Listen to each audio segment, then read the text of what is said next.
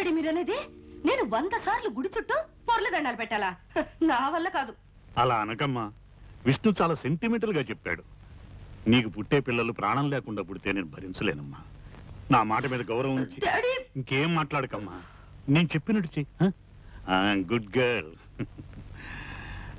ఆనంద్, అమ్మాయితో అన్నీ చెప్పాను, ఒప్పుకుంది. రేపొద్దుటే పొర్లు దండాలకు ఏర్పాటు. అలాగే బాబాయ్ గారు. చూసావా అంకల్, ఆ ప్లాట్ఫామ్ గాడు కావాలని కట్టుకథలు చెప్పి డాడీ నమ్మించి నన్ను రిస్క్ లో పడేస్తాడు. నువ్వు వాడి కడుపు నిండా తిండి పెట్టకపోతే ఏం చేస్తాడు? నీ మీద పగబట్టి నేను ఇలాగే అడిపిస్తాడు.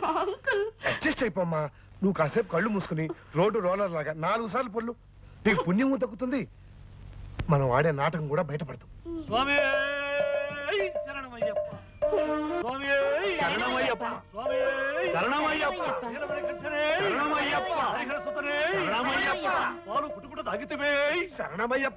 అల్లుడు గారు, పాలు తాగటం అంకుల్, ఆనాడు అయ్యప్ప స్వామి పులిపాలు తాగాడు కదా, అది. పస్తులు పెట్టితివే, ఇరుకులు పెట్టితివే, శరణమయ్యప్ప. అందరూ ఇవన్నీ స్వామివారి స్తోత్రాలే. అవును బాబాయ్ గారు, మీరు అమెరికాలో ఉన్నారు కదా, ఈ స్తోత్రాల గురించి మీకు తెలియవు. స్వామి శరణమయ్యప్ప.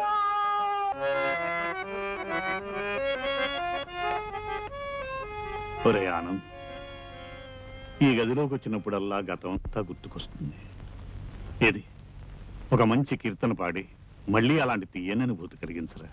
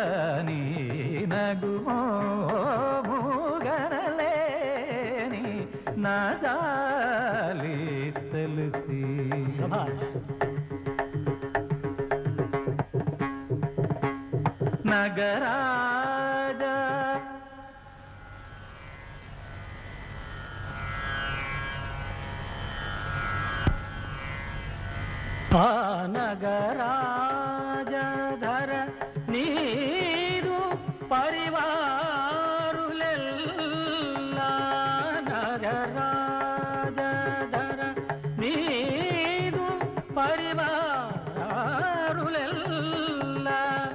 ఒగి బోధన చేసెడు వారలు కారే ఇడునుందురే నీ నగుమో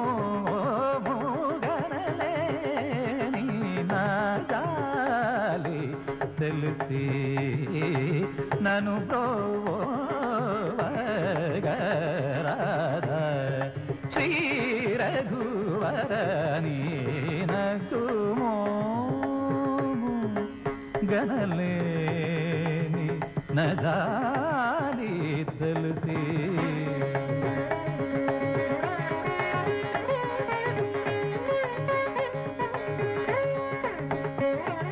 ఖగరాజు నియానతి వినివేగ సనలేడు గగనానికి లకు బహుదూరం బనినాడు జగమేలే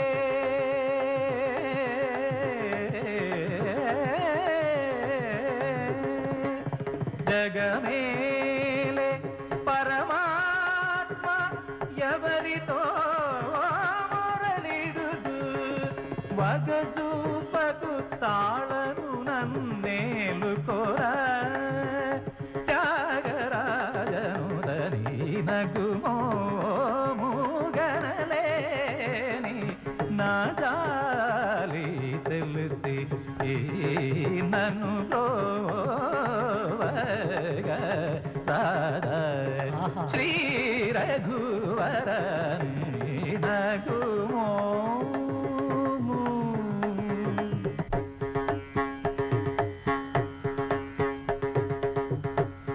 గమని దపమగరి నిసగమనగుమోము నిసగమ పని సగరి నిసా నిదమవా గరి నిసగమనగుమోము నిరవమగరి నిసగమపగమపని సమమగరి నిసద నిరవమపని నిరవమగరి నిసగమ నగుమోము నిస్సని నిజా నిత్సని నిజా నిత్సని నిజా నిజ గరి నిజ గమ గమ బనిజా గమ పనిస గమ మగరి జని గమ పనిస గమ బని సగ పనిస గమ పని సగమ ప గరి నిజ నిదమ బ గరి నిజ గమ పమ గరి జని స గ పమ గరి జని స గమ గరి జని స గమ పమ గమ పని ప మ బ ని జ ని ప పని ని జ తని దని ద బ మ బ పని ని ని దని ద బ మ బ ప బ దని ద బ మ గమ పని బ బ మ ప ని జ ని ని పని సగ సగ గ గరి ని ది ద ద స గరి దని ద బ రి ని ది ద ద స రి దని ద బ మ గ గ గ మ బ ని జ గ మ మ గరి జ మ ద ని ద బ రి ని స గ మ న గు మో ము గనలేని నా జాలి తెలిసి నన్ను ప్రోవగ రాధ శ్రీ రఘువరని నగుమో గనలేని నా జాలి తెలిసి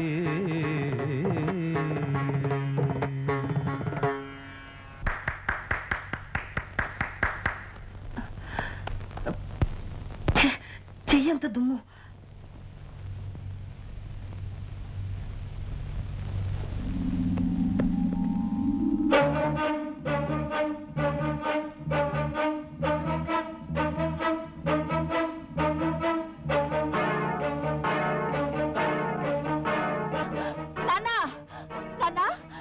కళ్యాణక మెళ్ళో తాళి పుట్టలేదు. ఏమిటి నువ్వు మాట్లాడేది? నిజమా? అవును నాన్న, కళ్యాణక మెళ్ళో తాళి పుట్టలేదు. ఎంత మంచివారు చెప్పావమ్మా. చాలు, ఈ పాయింట్ చాలు. వెంటనే పథకం రెడీ.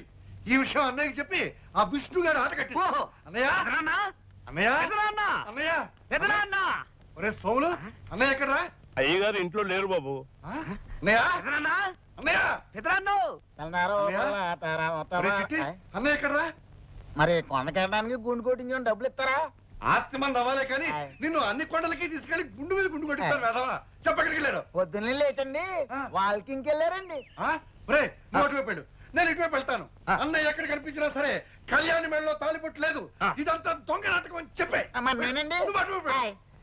అన్నయ్య అన్నయ్య అన్నయ్య ఎదురన్నా ఎదురన్నా ఎదురన్నా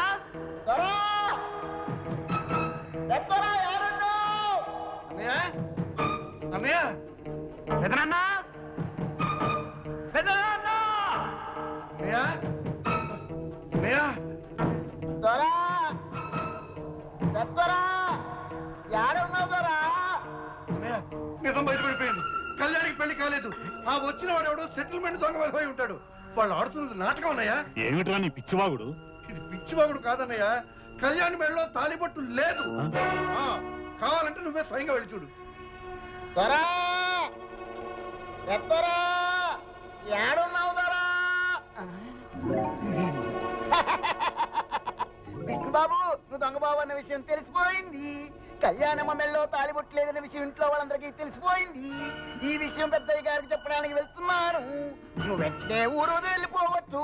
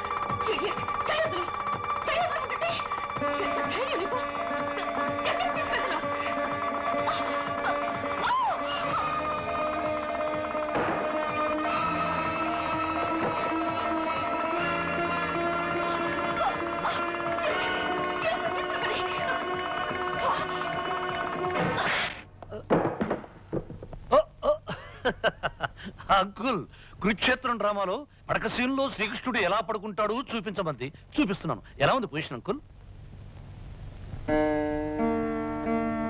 ఏమా కళ్యాణి, తాలిబుట్టలా నూలు తాడు గుచ్చి వేసుకున్నావేమిటి? బంగారం తాడు వేసుకోవచ్చుగా. సిటీలో గోల్డ్ చైన్ ఆర్డర్ ఇచ్చాం అంకుల్. 2-3 రోజుల్లో కలెక్ట్ చేసుకోవాలి కదా కళ్యాణి. అంకుల్, మీరేమిటి ఇలా వచ్చారు? ఏం లేదు, ఏం లేదు. ఏదో ఒకసారి మీ ఇద్దరిని చూడాలనిపించింది, వచ్చాను. క్యారియన్ క్యారియన్.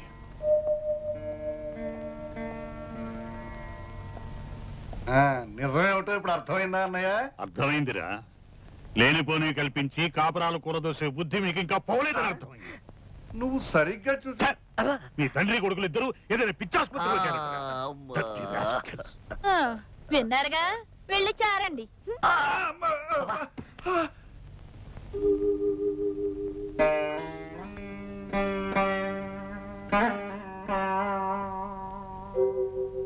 మనం ఆడే నాటకం బయటపడకుండా ఉండటానికి, ఆ పెద్దాయన్ని కాపాడుకోవడానికి నాకింతకంటే వేరే ఆలోచన రాలేదు. మీరు నాకు ఇచ్చే కిరాయికి తగిన రుణం తీర్చుకోవడం నా కర్తవ్యం. మీ దగ్గర తీసుకుంటున్న డబ్బుకి ఏమాత్రమైనా న్యాయం చేయకపోతే నేను కిరాయి మనిషిని అవుతానే కానీ నిజమైన మనిషిని కాను.